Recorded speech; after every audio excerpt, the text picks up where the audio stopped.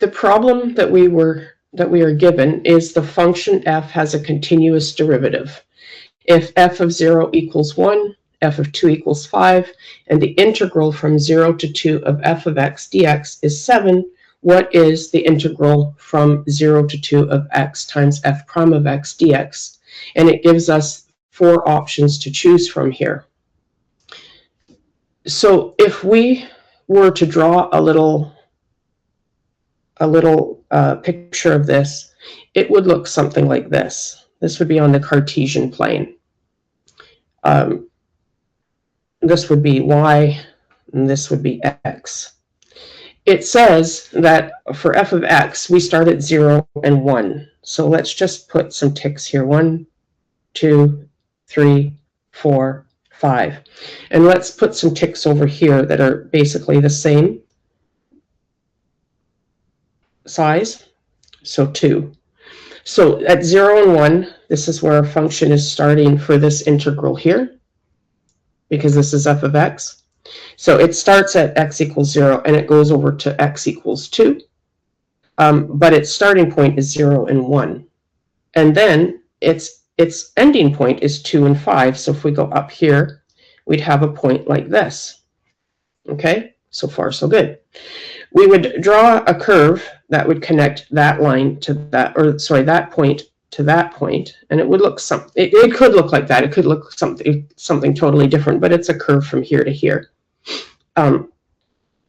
So if we were to drop a line down from here to here, we would be looking at the area under here as the integral from 0 to 2 of f of x. So we would just say that that area under there would be this integral here. And it tells us that that is 7. Okay? So I'm just going to erase the shading. A lot of you know the shading shows what area we're looking at, but I'm going to erase that shading. We know that that shaded part is actually 7 because we're told that it's 7. So that is 7. Okay? Now, if we just created a rectangle here, just drop this over here, you can see that this goes over 1 and 2, and this goes 1, 2, 3, 4, 5.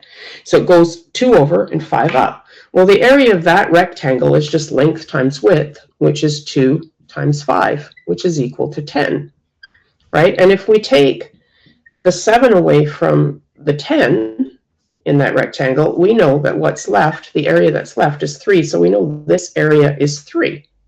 Okay? Now, if we do area equals the integral of y dx, we can actually say that that's the integral of f of x dx, because y is equal to f of x. Okay? Now, this would give us a vertical slice because we have a little bit of x here. And so that is actually looking at this right here. This little bit going this way right here would be dx. Okay? And our height would be y, or f of x. Okay? Then if we were to look here, if we did the area of the other part, we would say the area of x dy. Okay? And we would have to figure out what dy was. But we know that this area is 3, and we know that we would have to have horizontal slices here, or horizontal rectangles, because it's a little bit of y, which is how thick that little rectangle would be. This is a little bit of x because it's how thick that rectangle would be. Okay? But we also know that dy dx is equal to f prime of x.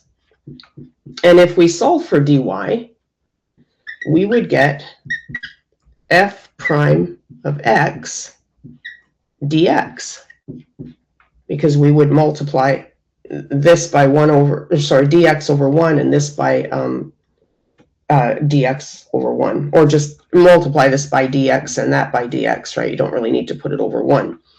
And so then we know dy equals f prime of x dx. Well, now we can substitute dy in here, and we get the integral of x times f prime of x dx, which is this right here, okay?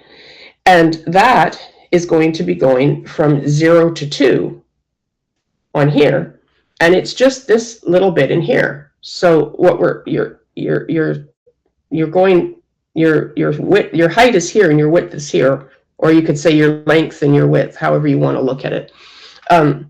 And so this is really just 3. And honestly, you could literally solve this basically with base 10 blocks, because you could just say, well, I'm going over 2, I'm starting at 0, and I'm going over 2, and I'm going up 5, right?